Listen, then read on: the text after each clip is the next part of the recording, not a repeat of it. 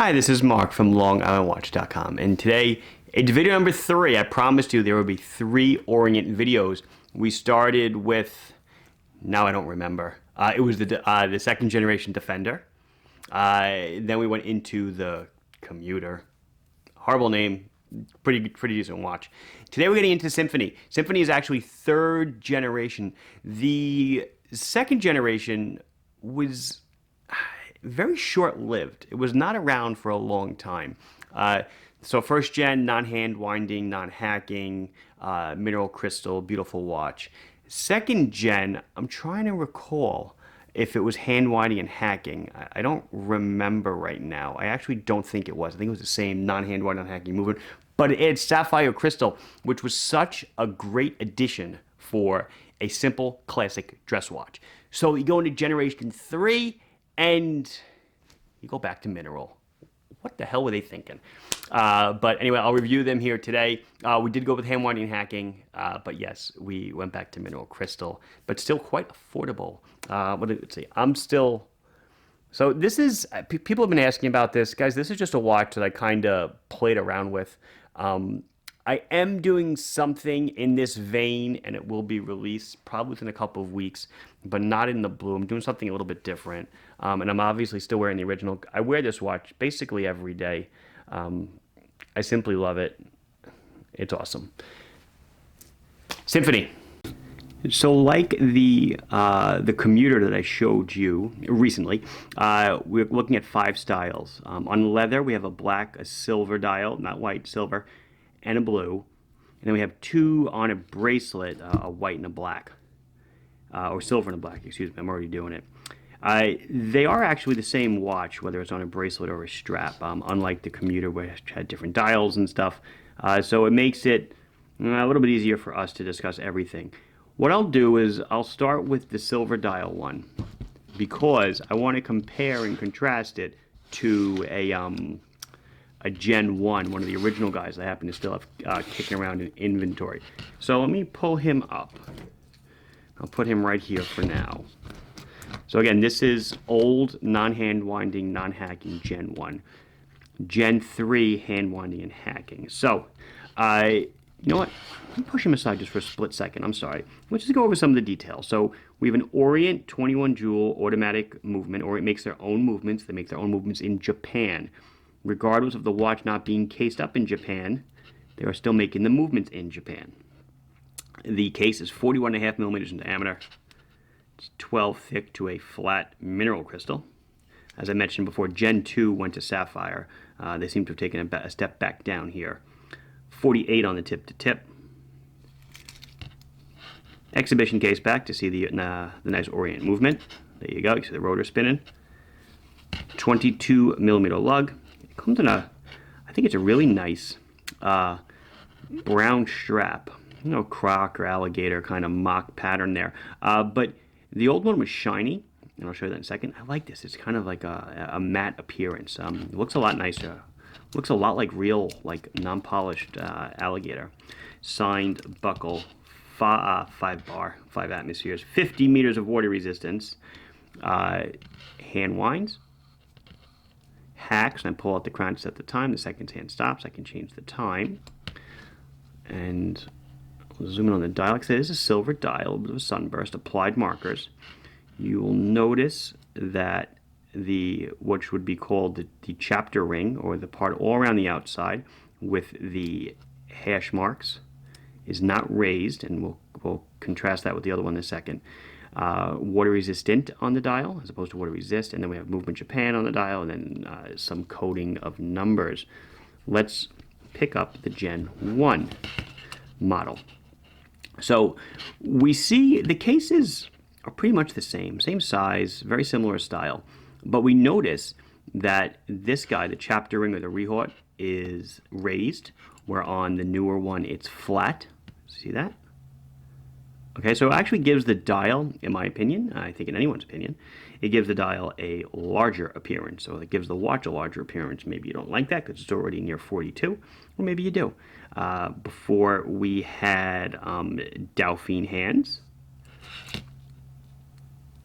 And now we have more of these classic, a little more elegant spear-tipped hands. No, the minute hand does not go all the way to the markers. I know that drives some people bananas. The chapter ring here, while being flat, is still it's a little bit of an off color. It's maybe more of a white. It's different than the dial, so it is still set off just a tad. The date window is a little more circular and a little bit, maybe it's larger, or it might just be like a optical illusion, but definitely more rounded on the Gen 3. And instead of water resist on the dial, which drives, again, some people nuts, we've picked up water resistant. Flipping it around, very similar case backs. Again, this is the older non-hand-winding, non-hacking movement. But look at the straps. I'm really happy with the newer strap. I think it, maybe less dressy, but I just think it just looks so much nicer. These were prone to cracking, but that high polish. So they're all 180 bucks, whether you have them on the crappy bracelet, which I'll get into in a second, or on a nice leather strap. So silver dial. Oh, part numbers real quick. It's upside down.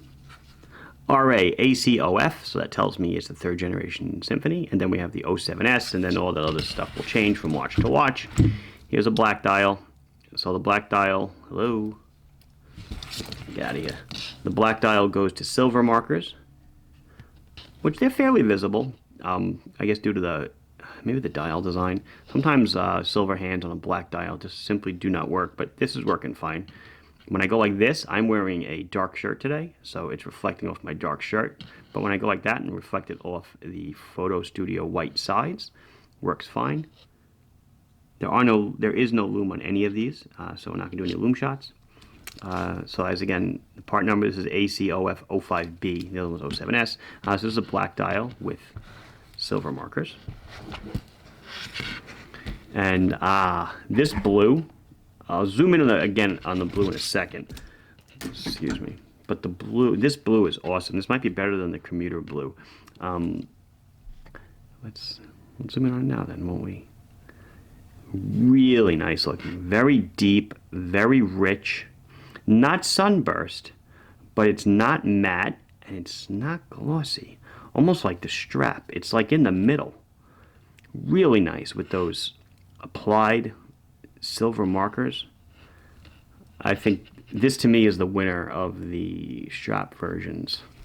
Why they didn't do the silver dial in a stark white dial, I'm not sure. I think more people enjoy the white dial than the silver, but this one's awesome. Okay, so still same 180 on strap, and like I said, 180 on bracelet. You did hear me say that I'm not a fan of the bracelet. It is 2 push button, single fold over, but it's folded links. And not only folded links, it's a multi-link bracelet with dual center links. But it's folded with those crummy knockout tabs that are just so difficult to size. I know why they did it. I understand it.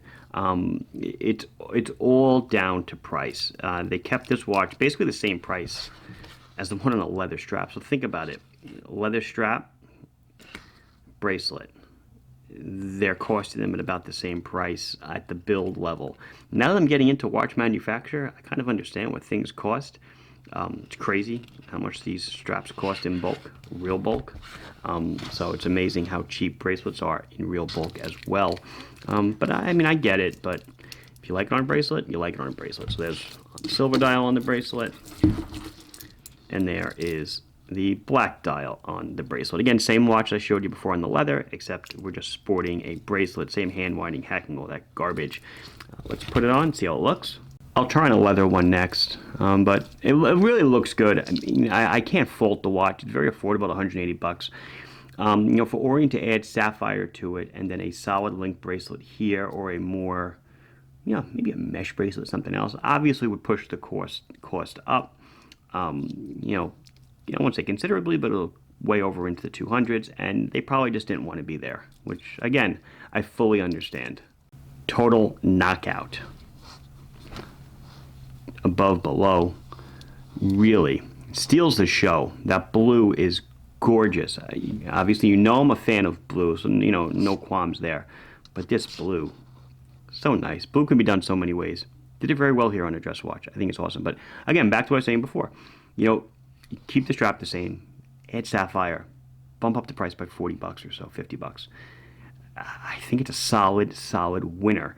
Who knows, maybe I'll have to make sapphire crystals for this also, but no denying it, it looks great. And that will certainly wrap it up. This has been Mark from LongIslandWatch.com showing you the Orient Symphony Gen 3. Please like the video if you enjoyed it. Subscribe to the channel if you have not done so. If you have any questions or comments, put them down below and I'll be sure to address them as soon as I can. Thank you very much for watching. Bye-bye.